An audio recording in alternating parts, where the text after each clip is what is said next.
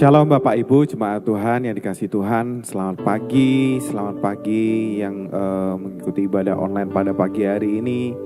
Kita mau datang pada Tuhan dengan segenap hati kita, pikiran kita mau bertemu dengan Tuhan. Terima kasih Yesus, terima kasih Tuhan.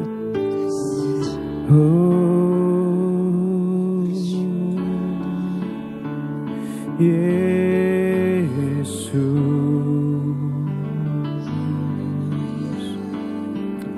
kami datang di hadirat-Mu, kami rindu Engkau.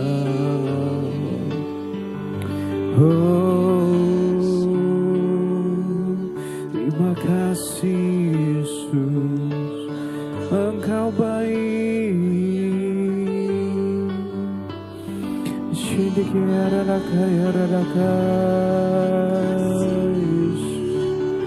Terima kasih Tuhan, kami bersyukur, kami menyembah. Oh Yesus, terima kasih Tuhan. Oh Yesus, terima kasih Tuhan. Kami bersyukur.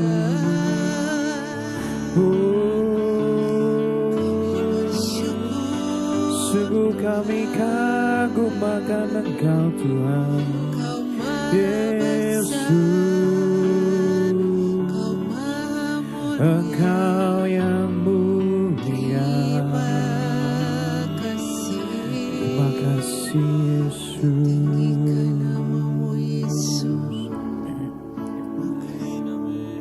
Terima kasih Tuhan, terima kasih Yesus. Sejauh timur dari barat, Engkau membuang dosaku. Tiada Kau ingat lagi pelanggaranku.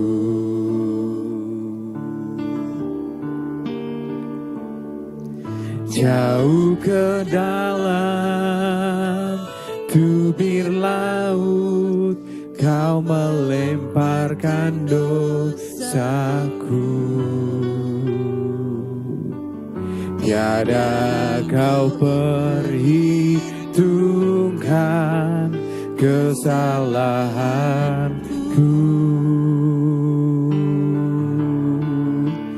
Betapa besar kasih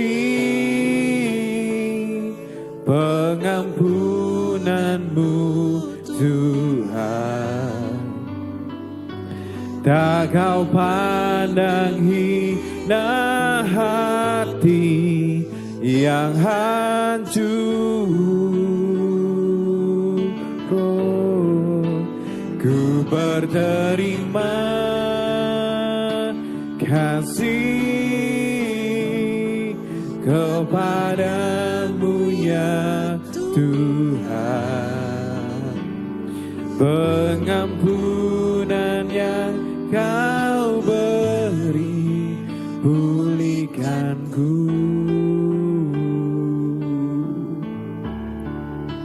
Oh, sejauh timur dari barat, Engkau membuang dosaku.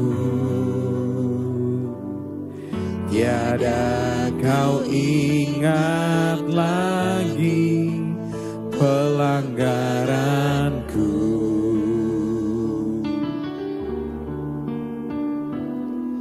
Jauh ke dalam tubir laut, Kau melemparkan dosaku. perhitungkan kesalahanku.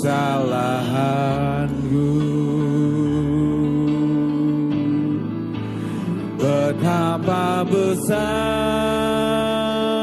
kasih pengampunan-Mu Tuhan.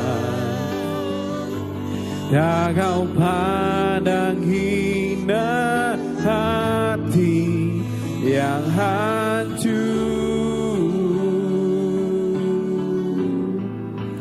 Ku berterima kasih kepadamu ya Tuhan. Pengampunan yang Kau beri, pulihkanku. Betapa besar, betapa besar oh kasih-Mu Tuhan, Mu Tuhan. Tak Kau pandang hina hati yang hancur. Ku berterima kasih kepadamu ya Tuhan. Pengampunan yang Kau beri, pulihkanku. Mari sekali lagi katakan, betapa besar, betapa besar kasih pengampunan-Mu Tuhan. Tak Kau pandang hina hati yang hancur.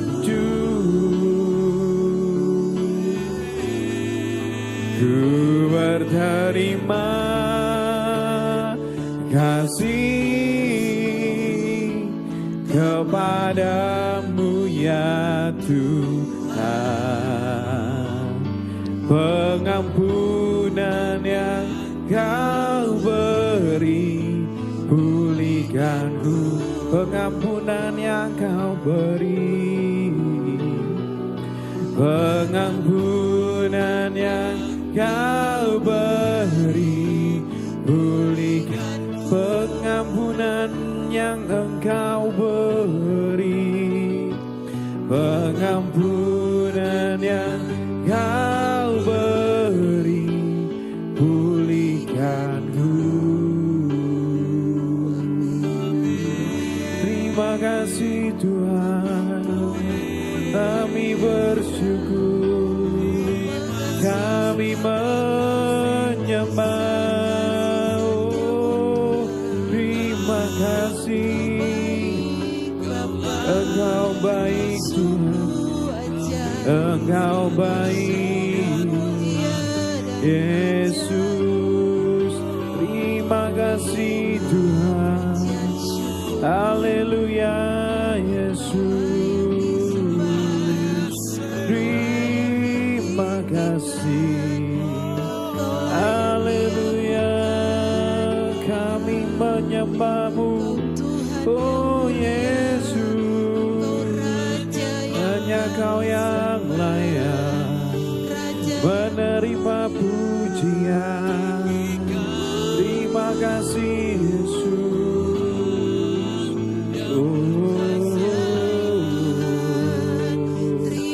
Terima kasih, terima kasih Tuhan, haleluya Yesus. Kami bersyukur Tuhan, terima kasih Yesus, ya Yesus. Terima kasih Tuhan. Kami bersyukur, berterima kasih. Kebaikan-Mu dalam kehidupan kami selalu baru Tuhan. Selalu baru dalam kehidupan kami. Kami bersyukur berterima kasih memiliki Allah seperti Engkau. Engkau Allah yang bertanggung jawab atas kehidupan kami. Engkau Allah yang mengasihi kami. Engkau Allah yang setia ketika kami gak setia Tuhan. Kami bersyukur Tuhan. Kami menyembah-Mu Tuhan. Engkau satu-satunya jalan yang membuat kami hidup. Terima kasih Tuhan. Kalau pada pagi hari ini kami mau mendengarkan kebenaran firman-Mu, biarkan Tuhan bukakan dalam kehidupan kami apa yang akan Engkau sampaikan dalam kehidupan kami Tuhan. Di dalam nama Tuhan Yesus Kristus kami sudah berdoa mengucap syukur. Haleluya. Amin. Ya, pada pagi hari ini Bapak Ibu, saya akan membawakan sebuah tema bahwa tidak ada ruang bagi sakit hati, tidak ada ruang bagi sakit hati. Ya, dari tema ini saya akan membahas sebuah kejadian tentang Yusuf, Bapak Ibu, bagaimana Yusuf ini bisa mengampuni dari saudara-saudaranya. Ya, nah. Kita akan buka dari Kejadian pasal yang ke-50 ayat yang ke-15 sampai dengan ayat yang ke-21. Kita akan lihat firman Tuhan berbicara ayat yang ke-15. Tetapi setelah Yakub ayah mereka meninggal, saudara-saudara Yusuf takut terhadap Yusuf. Sekarang Yusuf akan membalas segala kejahatan yang telah kita lakukan terhadap dia, kata mereka. Maka mereka mengutus orang kepadanya untuk menyampaikan pesan ini. Sebelum ayahmu meninggal, ia telah menyuruh kami mengatakan kepadamu, agar engkau mau mengampuni kejahatan yang telah dilakukan saudara-saudaramu terhadapmu. Jadi kami mohon agar engkau mengampuni hamba-hamba Allah ayahmu. Ketika Yusuf menerima pesan itu, sedihlah hatinya dan ia menangis. Lalu saudara-saudaranya datang dan sujud di hadapannya serta berkata, kami adalah budak-budakmu. Tetapi Yusuf berkata kepada mereka, janganlah takut terhadap aku. Apakah aku ini Allah sehingga aku akan mengadili dan menghukum kalian? Ayat 20, bagiku segala perbuatan kalian yang disertai maksud jahat itu sudah diubah Allah menjadi kebaikan karena ia telah memberikan kepadaku kedudukan yang tinggi ini supaya aku boleh menolong nyawa orang banyak. Jangan takut, sesungguhnya aku sendiri akan memelihara kalian serta keluarga kalian. Ia berbicara dengan sangat ramah kepada mereka dan menenteramkan hati mereka. Ya, dari cerita ini, singkat ini Bapak Ibu, ya, kita melihat bahwa sebenarnya Yusuf ini sudah mengampuni saudara-saudaranya itu sejak lama. Ya, kalau menurut saya bahkan sewaktu dia dijual dan dibeli oleh jadi budaknya Potifar. Ya. Nah, di sini dikatakan bahwa ayat yang ke-15 ketika Yakub itu meninggal, para kakak-kakaknya itu ketakutan. Biasanya kalau orang yang berbuat salah, kalau di posisi orang yang berbuat salah, kalau misalnya orang itu ya dikira tidak punya kemampuan untuk membalas dan itu biasanya akan tenang-tenang aja.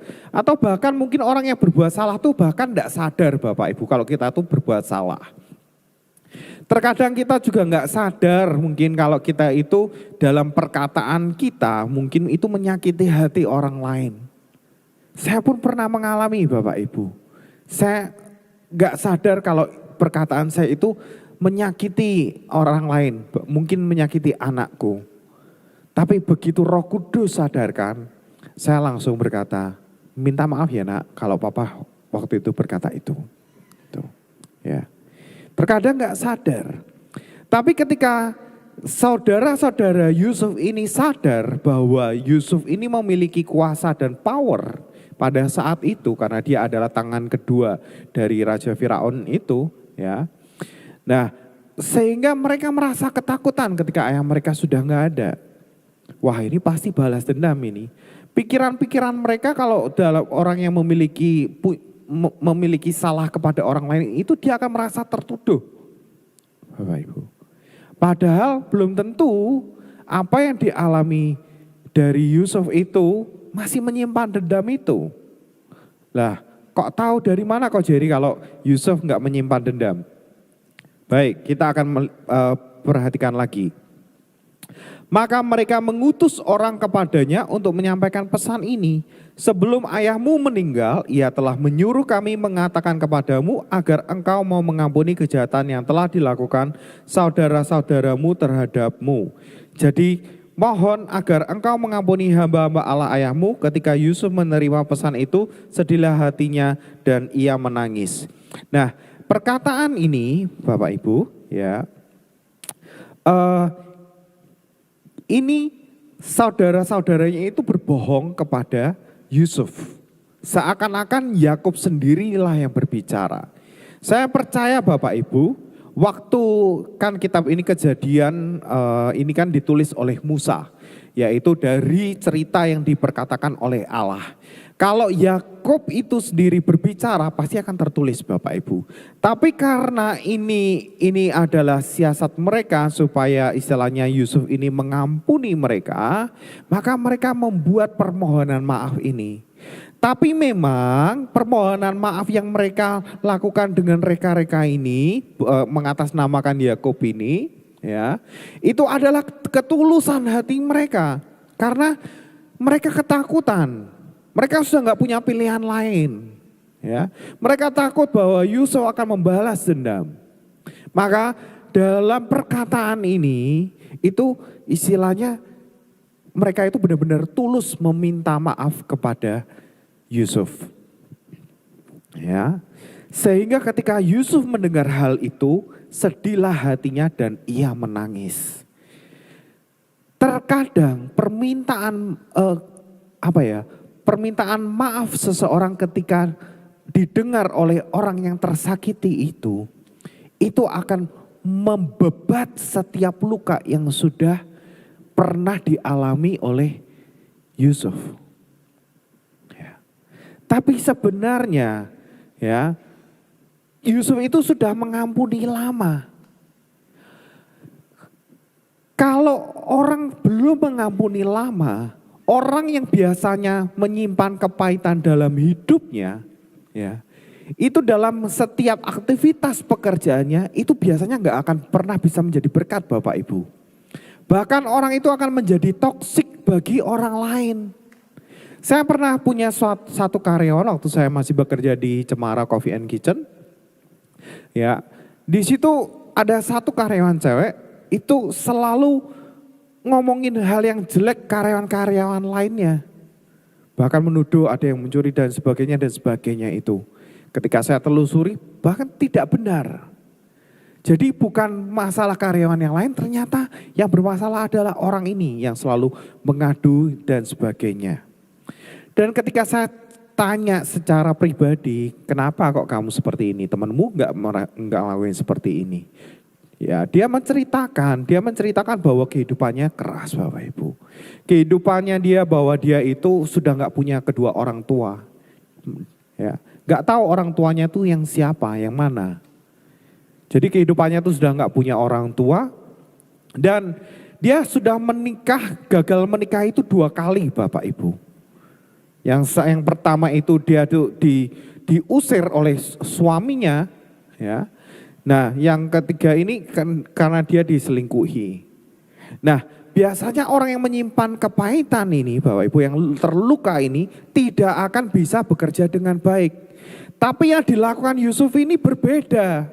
Ketika Yusuf di rumah Potifar, ketika Yusuf dijual, dia bukan hidup dalam kesakit hatiannya dia. Dia seakan-akan dia hidup untuk memuliakan Tuhan. Dia nggak peduli apa yang sudah terjadi. dia tetap percaya pada mimpi yang Tuhan sudah berikan kepada Yusuf itu. Sehingga yang dilakukan oleh dia adalah bekerja dengan segenap hati seperti untuk Tuhan. Dan akhirnya apa? Tuhan memberkati setiap pekerjaan tangan Yakub. Tuhan gak mungkin memberkati setiap orang yang memiliki luka batin atau sakit hati dalam hidupnya. Pasti ada yang gak beres, pasti akan menyebabkan hal lain itu terjadi. Tapi kalau orang itu sudah beres hatinya di hadapan Tuhan, segala pekerjaannya itu akan diberkati Tuhan. Dan terbukti bahwa pekerjaan yang dilakukan Yusuf ini sehingga menjadi orang kesayangannya Potifar. Ya. Nah, bahkan ketika godaan itu datang dari istri Potifar, Yusuf gak mau. Yusuf lari daripadanya. Mau difitnah, mau diapa, terserah. Tapi dia merasa dia tidak melakukan kesalahan di hadapan Tuhan. Nah, walaupun dia harus dipenjara kembali, ya, namun dia tetap melayani melayani orang-orang yang dipenjara. Sehingga dia mendapatkan kasih dari kepala penjara. Nah, apakah orang yang memiliki luka batin itu bisa bekerja seperti itu Bapak Ibu? Saya yakin tidak mungkin. Ya, oleh sebab itu saya percaya ketika masalah yang dialami oleh Yusuf ini tidak menjadikan Yusuf ini tuh sakit hati atau balas dendam. Bahkan puncaknya apa yang dialami oleh Yusuf ini adalah ketika dia sudah berhasil menjadi orang kedua menafsirkan mimpi itu dan diberikan otoritas sebagai orang yang kedua dan memiliki anak dari istrinya, dari anaknya Firaun, ya. Itu diberi nama bahwa aku telah lupa, istilahnya arti namanya anaknya itu aku telah lupa penderitaanku di Mesir. Jadi itu puncaknya semuanya itu sebenarnya semuanya sakit hatinya itu selesai Bapak Ibu. Nah lalu buktinya kok Yusuf itu pernah memenjarakan saudara-saudaranya, itu ngerjain aja Bapak Ibu. Karena Yusuf itu pengen ketemu sama Ruben adiknya, ketemu dengan Benyamin adiknya, ya. Dan juga ingin mengetahui keadaan ayahnya dan supaya mereka itu bisa dibawa untuk dipelihara di tempat yang sudah disediakan oleh Yusuf. Nah, itu Bapak Ibu luar biasanya Yusuf. Jadi saya percaya Yusuf itu tidak pernah menyimpan ada ruang dendam atau sakit hati di dalam hidupnya. Dikatakan juga jangan takut, tetapi Yusuf berkata, di ayat yang ke-18 ya, lalu saudara-saudaranya datang dan sujud di hadapannya serta berkata, kami adalah budak-budakmu. Tetapi Yusuf berkata kepada mereka, janganlah takut terhadap aku, apakah aku ini Allah, sehingga aku akan mengadili dan menghukum kalian. Jadi ini sudah terbukti dari perkataannya juga ini. Ya, diulang oleh Yusuf bahwa apakah aku ini Allah sehingga aku menghakimi engkau, ya. Dan ini perkataannya tulus Bapak Ibu. Jadi memang sudah enggak menyimpan lagi dendam atau sakit hati yang dialaminya selama ini. Bagiku, ya, di ayat 20, bagiku segala perbuatan kalian yang disertai dengan maksud jahat itu diubah Allah menjadi kebaikan. Jadi ini sudah Allah memberitahukan kepada Yusuf maksud dari penderitaannya itu. Sehingga Yusuf ini tidak mengambil sakit hati terhadap saudara-saudaranya. Ya, telah diubah Allah menjadi kebaikan karena ia telah memberikan kepadaku kedudukan yang tinggi ini supaya aku boleh menolong nyawa orang banyak, yaitu bangsa Israel ini boleh dipelihara oleh Yusuf. Ya, keturunan dari Yakub ini bisa dipelihara. Jangan takut, sesungguhnya aku sendiri akan memelihara kalian serta keluarga kalian. Ia berbicara dengan sangat ramah kepada mereka dan menenteramkan hati mereka. Jadi Bapak Ibu, mari jangan pernah menyimpan dendam, sakit hati atau kepahitan dalam hidup kita. Karena kalau itu kita masih menyimpan kepahitan atau dendam dalam kehidupan kita, percayalah Bapak Ibu, Tuhan gak akan pernah bisa memakai hidup kita untuk menjadi berkat bagi orang lain kalau hidup kita masih menyimpan kepahitan atau dendam, ya. Karena segala apa yang keluar dari mulut kita itu berasal daripada hati kita. Oleh sebab itu firman Tuhan juga berkata, jagalah hatimu dengan segala kewaspadaan karena dari situlah terpancar kehidupan, ya. Supaya kehidupan kita baik, hati kita harus dibereskan. Amin Bapak Ibu. Mari kita bereskan hati kita di hadapan Tuhan. Terima kasih Yesus, terima kasih. Kami bersyukur berterima kasih atas kebenaran firman Tuhan yang sudah kami dengar pada pagi hari ini Tuhan. Kami melihat sebuah contoh dari Yusuf. Ketika kehidupan Yusuf ini tidak memberi ruang sakit hati dalam hidupnya, Yusuf tetap kuat dan berjuang dan melakukan seperti untuk engkau untuk memuliakan Tuhan dalam kehidupannya. Terbukti Yusuf bisa dipercaya. Terbukti segala pekerjaan tangan Yusuf engkau selalu menjadikannya berhasil. Hamba-Mu juga percaya begitu juga terhadap umat-Mu Tuhan.